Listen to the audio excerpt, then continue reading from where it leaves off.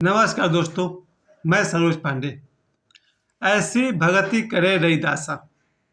24 फरवरी को रविदास जी का जयंती था और उस अवसर पर हम लोगों ने उनका जयंती मनाया था पाथरडी मोहन बाजार में। और आज उनके यहाँ उन्हीं जयंती के शुभ अवसर पर ही आज एक भंडारा का कार्यक्रम था। वहाँ हम लोग प्रसाद लेने के लिए गए हुए थे। रविदास जी को लेकर ओशो ने 2 प्रवचन कम से कम मुझे पता है कि उन्होंने दिया है। इससे अधिक भी कई प्रसंग में उन्होंने बात किया है। ओशो ने रविदास जी के ऊपर एक प्रवचन किया था, मन ही पूजा मन ही धूप।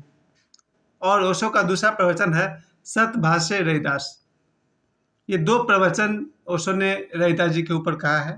इसके अलावा जो लोग भी हैं, बहुत सारे भक्त हैं जो रविदास जी के ऊपर में कहते हैं ऐसी भगति करे रविदासा। पूरा एक पद है, जो पद मैंने याद नहीं किया है।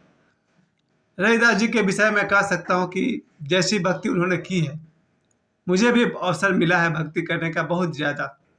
शायद मैंने अपने 50 वर्ष के जीवन में 1000 बार तो ज़रूर मैंने संतों का साथ किया है।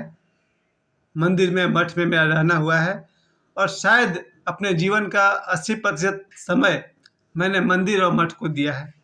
आगे भी देता रहूँगा जब तक मेरा जीवन है। भक्ति, अगर भक्ति की बात करें, रविदास जी को लोग लोकल भाषा में रविदास भी कहते हैं और रविदास जी से लोगों ने भक्ति सीखा। और मेरे जीवन में जो भक्ति का प्रकाश फैला हुआ है, इसकी शुरुआत मेरे अपने ही माता पिता से है और मेरे परिवार में ऐसे संस्कार थे कि भक्ति करने का हमें आज तक मौका मिला है। यहाँ हम लोग पाथरडी में जा रहते हैं, यहाँ से थोड़ी दूर आगे दामोदर नदी के उस पार झरना बाबा का एक मठ है। वहाँ हम लोग एक बार जाड़े के दिनों में रात को 10 बजे गए थे। हम थे और मेरे साथ 3-4 दोस्त थे। सोचिए, दिसंबर की रात में 4 दोस्तों का मन बन गया कि चलो चलते हैं भक्ति करने। और हम 4 लोग रात को 10 बजे चले गए थे झरना बाबा के मठ में। वहाँ पर जो वहाँ का जो प्राकृतिक दृश्य है, वहाँ का जो वातावरण है, उसमें हम सब ने भक्ति की। बहुत ही मन लगता है मेरा ईश्वर चर्चा करने में। और बचपन से ही मेरा जन्म ही जिस परिवार में हुआ, मेरे पिताजी के दादाजी अपने गांव में मोथहा छपरा में बहुत बड़े संत हुआ करते थे और लोगों की माने तो एक सिद्ध संत हुआ करते थे। उन्होंने एक मंदिर बनवाया है, जो मंदिर मेरे गांव का जो घर है वहाँ से 1 किलोमीटर दूर है। जंगलों के बीच में वो मठ है। इसलिए बचपन से, शायद अगर याद किया जाए तो 4 या 5 वर्ष की उम्र से मैं उस मठ में आता जाता रहता हूँ। बहुत कम उम्र में मेरा ये रूटीन था। भक्ति करने का जो अवसर मुझे मिला, और आज मैं आप सभी से कहना चाहता हूँ, जीवन में कुछ भी करिए, पढ़ाई लिखाई करिए, नौकरी कीजिए, क्लब जाइए, अपने सारे शौक पूरा कीजिए, सिनेमा हॉल जाइए, भक्ति जरूर कीजिए। भक्ति में जो शीतलता जो मन को मुझे मिली है, भक्ति से जो कुछ पाया है, उससे वर्णन नहीं किया जा सकता है। और ये मेरा परिवार का माहौल था कि मेरे अपने पिताजी और उनके 2 भाई भक्ति में ऐसे डूबे हुए थे कि मेरे घर का माहौल ही वही था। सुबह 4 बजे, खासकर जाड़े का दिन हो या गर्मी का दिन हो, सुबह 4 बजे मेरे बड़े चाचा जग जाते थे और वो बगल में एक कुआं है, वहाँ पर स्नान करते हुए उनका पूजा पाठ शुरू होता था। वैसे भी ठंड लगती है तो लोग हनुमान चालीसा पढ़ते हैं, तो उनको भी जब ठंड लगती होगी तो हनुमान चालीसा शुरू करते थे। सुबह 4 बजे मेरे घर का माहौल शुरू होता था मेरे 2 चाचाओं से, जो दोनों जग जाएंगे 4 बजे सुबह में। तो एक तो जो बड़े चाचा थे वो बिस्तर तो नहीं छोड़ेंगे, लेकिन बिस्तर पर ही उनका रामचरितमानस के चौपाई वो पढ़ते रहते थे जब तक कि आसमान थोड़ा साफ नहीं हो जाएगा। उनसे सुन सुनकर मुझे रामचरितमानस का बहुत सारा चौपाई याद हो गया।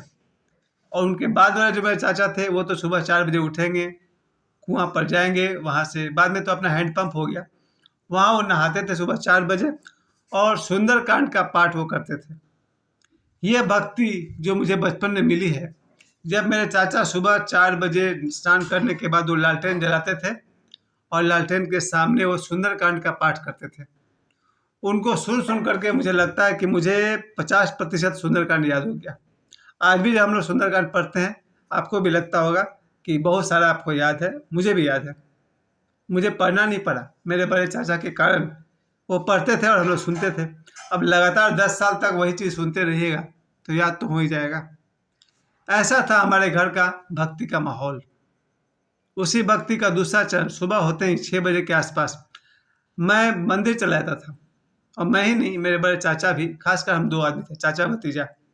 अब मंदिर में सुबह 6 बजे मंदिर के आसपास 100 मीटर का घेरा, या ज़्यादा ही कह सकते हैं, 100 मीटर के घेरे में बड़ा सा झाड़ू लेकर के, एक्चुअली वो अरहर का सूखा हुआ पौधा होता था, उसको झाड़ू बना करके हम लोग, खास करके मैं अकेले ही झाड़ू लगाता था, जिससे मुझे लगभग 1 घंटा लगता था। यानी जितने सूखे पत्ते गिरे हैं मंदिर के आसपास, उनको 1 घंटे में साफ करना है।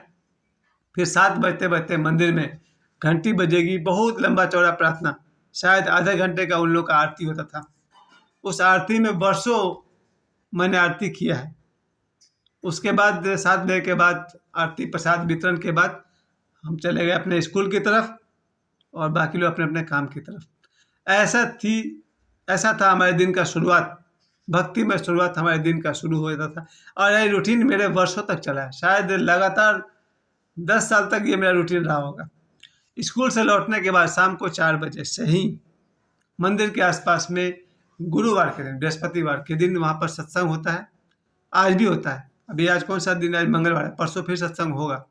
तो मेरे गांव के मंदिर में जब सत्संग शुरू होता है तो दोपहर में 1 बजे तो नहीं, लेकिन 2 बजे से लोगों का आना जाना शुरू होता है।